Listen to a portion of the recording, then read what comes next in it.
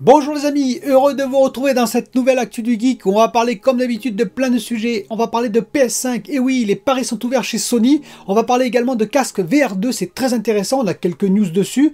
On va parler aussi d'approvisionnement rapidement sur la PS5. On parlera aussi de AMD EPIC 7004. C'est quoi cette bête-là? Ben vous allez voir, c'est assez énorme. On va parler aussi de Intel et sa nouvelle norme ATX 12 volts. Vous verrez ce que c'est, le renouveau des cartes mères, en l'occurrence, que voudrait Intel. On parlera également un petit peu de mini LED, chez Apple en particulier. Et on finira avec quelques jeux rapidement.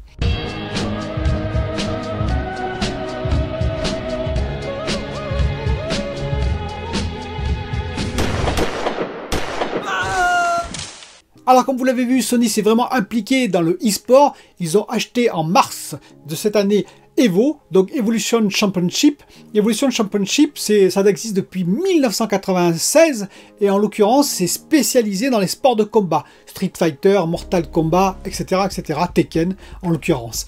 Donc tout ce qui est e-sport autour du jeu de combat. Et on a vu en douce passer comme ça un petit brevet sur les paris en ligne. Parce que d'après moi et d'après Sony aussi, ça va rapporter énormément d'argent, le e-sport dans le futur. Il faut savoir qu'il y a de plus en plus d'adeptes, de gens qui vont dans les salles pour regarder l'e-sport, quand c'est possible, hein, quand il n'y a pas la Covid, ou qui vont regarder par un biais ou un autre comme YouTube en l'occurrence. Et le e-sport a été estimé à plus de 1 milliard de revenus en 2020, alors avant Covid bien entendu. Et donc ça va reprendre une fois la Covid passée, on espère tous que ça va passer, et ça va reprendre d'autant plus fortement. Et dessus, il y aura des paris en ligne. Et bien oui, comme il y a les paris en ligne sur les sports plus classiques, il y en aura de plus en plus en l'occurrence, et Sony l'a bien compris, car ça rapporte énormément les paris. Comme vous le savez, la Française des Jeux est loin d'être ruinée. Les jeux de paris, depuis la Rome antique, ont toujours rapporté énormément d'argent, et encore plus aujourd'hui. Donc Sony se positionne clairement là-dessus, on verra ce que ça donne, mais je pense que Sony, s'ils l'ont fait, ils ont fait leurs calculs, et c'est une option de plus pour gagner de l'argent avec PlayStation.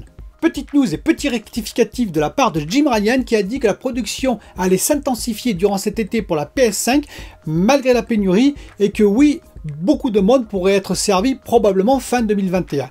On verra si c'est vrai, on verra pourquoi et comment ils vont faire. Est-ce qu'ils ont eu des news? Est-ce qu'ils ont une amélioration de rendement par exemple chez TSMC? Est-ce qu'ils ont eu des accords pour avoir plus de plaquettes de silicium de la part de AMD, de TSMC? En tout cas, il paraît confiant, donc espérons, j'espère pour vous, j'espère pour tout le monde, que vous aurez vous aussi votre PS5 rapidement. On va parler également du VR2, je vous rappelle que le VR2, il y a plusieurs spécifications qui sont apparues, à vérifier, à confirmer totalement, mais visiblement elles seraient justes. C'est-à-dire qu'on aurait apparemment une résolution de 4000 sur 2040 pixels, soit pareil 2000 x 2040 pixels. Donc c'est bien plus important que ce qu'on avait avant, puisque je vous rappelle qu'avant on avait donc 1920 sur 1080 pixels, 1920 divisé par 2, et oui, donc ça faisait 960 pixels sur 1080 pixels par œil. Là ça fait plus du double, en fait ça fait 4 fois en termes de pixels, puisqu'on a le double en hauteur et le double en largeur. Donc c'est assez énorme et ça sera d'une précision beaucoup plus importante. On sait aussi qu'on va avoir un retour haptique avec la manette, des vibrations, retour haptique avec la manette, qu'on va avoir le tracking caméra sans avoir besoin d'une caméra PlayStation, c'est-à-dire qu'on va avoir le tracking, ça va nous suivre sans avoir besoin de caméra. On sait également qu'il y aura une molette d'ajustement pour les lentilles, pour être plus précis, en fonction de la vision de chaque personne, qu'il y aura un câble, un seul câble, qui reliera le VR2 à la PS5 en l'occurrence. Et on sait également qu'il y aura un mode Full Eval, je crois que c'est comme ça que ça se nomme, c'est-à-dire c'est un mode qui va permettre de se centrer sur la pupille de l'utilisateur pour mettre une résolution plus importante autour de la pupille et un peu moins importante autour. Ça vous rappelle un système qui est très connu, hein, c'est le VRS, le Variable Rate Shading, qui permet de se concentrer là où l'œil va regarder, c'est-à-dire généralement au centre de l'image du téléviseur, et autour de mettre un peu moins de définition. Ça permet quoi? Ça permet en l'occurrence de diminuer tout ce qui est processing, c'est-à-dire ça allège la carte graphique, le GPU en l'occurrence de la PS5, pour le VR2. Donc voilà, c'est assez intéressant tous ces détails, ça promet beaucoup et j'ai très hâte que le VR2 sorte pour pouvoir l'acheter et l'essayer et vous en parler directement. Alors rapidement, on a appris quelques détails sur l'AMD EPIC 7004. Vous savez, c'est des processeurs spécial serveurs. Mais c'est assez intéressant d'en parler parce qu'ils sont juste énormes. AMD prépare aussi sa contre-attaque vis-à-vis de Nvidia qui nous avait fait une très belle présentation vis-à-vis du monde professionnel dont j'avais parlé. Alors en l'occurrence, on a appris que ce monstre aurait plus de 68 cœurs. En fait, il en aurait 96 cœurs et 192 threads. C'est juste énorme. C'est un processeur énorme. Il serait bien entendu en Zen 4. Il pourrait adresser 128 lignes PCI Express 5.0. Il pourrait adresser de la DDR5 5200 MHz en termes de vitesse. Donc c'est quand même pas si mal que ça. Ce qui est intéressant, c'est que c'est du MCM, du multi-chip module, je vous en ai déjà parlé, hein, en process. Surtout AMD, ce sont des spécialistes. Ils découpent leurs puces, les cœurs, en petits blocs, de façon à avoir un meilleur rendement sur les plaquettes de silicium, parce qu'une puce en un seul bloc, ce serait juste impossible à faire avec une telle densité et tant de cœurs que ça. Tandis que là, ils ont beaucoup de cœurs qu'ils vont assembler par un bus, qui va communiquer par un bus, à l'intérieur d'un même boîtier, bien entendu. C'est transparent pour vous. Mais il faut savoir, par exemple, que AMD Ryzen 5 5600X, eh bien, c'est composé de 3 puces sous votre boîtier qui est caché, bien entendu. C'est 3 puces qui sont à l'intérieur. Et donc là, il y en aurait 12. Il y aurait 12 puces carrément qui communiqueraient entre elles de façon à composer ces 96 cœurs. Le seul petit problème de ce processeur destination serveur, je le reprécise, c'est quand même qu'il ferait 320 watts de TDP. C'est une belle consommation quand même. Mais voilà, la puissance est là, nous verrons à la sortie et en comparaison, bien entendu, avec les puces équivalentes de Nvidia. On va parler maintenant de ATX 12VO ou 12 volts si vous préférez. C'est la nouvelle norme qu'elle voudrait imposer Intel pour les futures cartes mères. Alors en l'occurrence, c'est quoi? Eh bien, au lieu d'avoir 24 broches pour l'alimentation de votre carte mère, qui se compose de broches en 3,3 volts, 5 volts, 12 volts, pour tout ce qui est bien entendu SSD, mémoire, etc., pour se dispatcher par la carte mère sur tous les composants que vous allez alimenter avec votre carte mère, et bien là, il n'y aurait plus que 10 broches en 12 volts. Ce serait la carte mère qui ensuite devrait gérer les 3,3 volts et les 5 volts. Ainsi, l'alimentation n'aurait plus à fournir du 3,3 volts ou du 5 volts, mais plus que du 12 volts. Ainsi, Intel annonce que lorsqu'on consomme très peu, parce que bien entendu on consomme beaucoup lorsqu'on met un jeu, etc. Mais il y a souvent le PC consomme peu, parce que vous faites rien ou très peu de choses. Par exemple, vous regardez juste quelques pages internet et encore, il est possible que la consommation de tous vos composants baisse énormément et que si on s'éloigne de la plage optimale d'une alimentation généralement entre 50 et 80%, par exemple une 600 watts va mieux marcher entre 300 et 500 watts, pour exemple, eh bien si on consomme que 50 watts sur cette alimentation, si on ne tire que 50 watts, eh bien elle va être beaucoup moins efficace. C'est ce que dit Intel. C'est-à-dire que si, selon Intel, on est à 20 watts sur une alimentation, par exemple une 80 Gold, en l'occurrence une très bonne alimentation, eh bien avec 20 watts, on serait plutôt à 64% d'efficacité, alors que si on est en ATX 12 volts, on serait plutôt à 84% d'efficacité.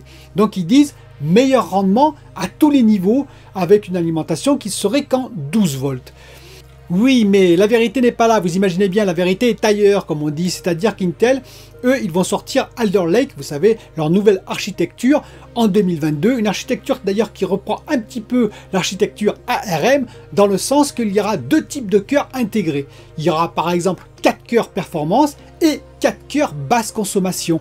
Vous commencez à comprendre, lorsque votre PC va marcher normalement, sans avoir besoin d'utiliser le CPU, sans avoir besoin d'utiliser les cœurs performance, il va n'utiliser que les cœurs basse consommation.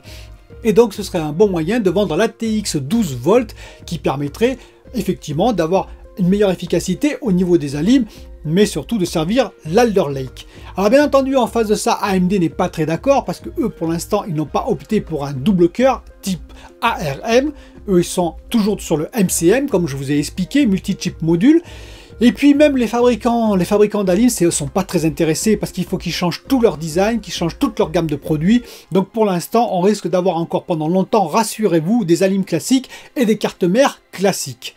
Mais il est possible que sur certaines gammes de PC, qu'on ait ce type d'alimentation qui arrive et que petit à petit, elle s'impose à nous. Pour parler rapidement d'Apple, eh bien vous savez qu'ils font sur le iPad Pro, ils sont switchés sur le mini LED, et oui, sur le 12,9 pouces, ils ont un mini LED, et bien ils ont du mal à le produire. Visiblement, ils ont beaucoup de difficultés à produire en production ce mini LED, et donc ils n'ont pas assez d'écran pour produire tous les iPads qui sont demandés, les iPad Pro. Du coup, le MacBook qui devait sortir avec du mini LED va être retardé visiblement en 2022, c'est-à-dire qu'il va sortir qu'en 2022.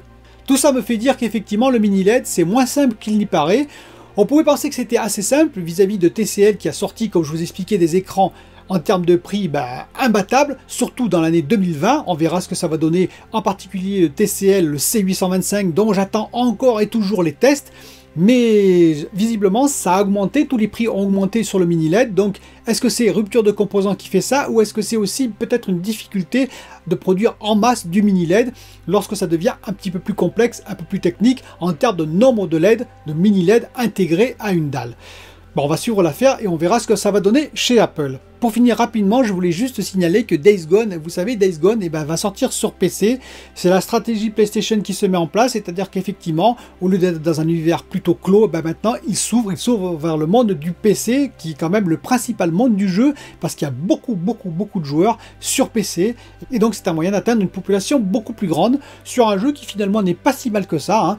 C'est du zombie, mais c'est pas si mal. Moi, je trouve que c'était bien fait. Je sais pas ce que vous en pensez, mais je trouve qu'il a été critiqué un peu à tort. Enfin, en tout cas, c'est un bon jeu. C'est un jeu tout à fait correct à mes yeux. Je vous dis à bientôt pour une autre vidéo. Salut la bande de nazes!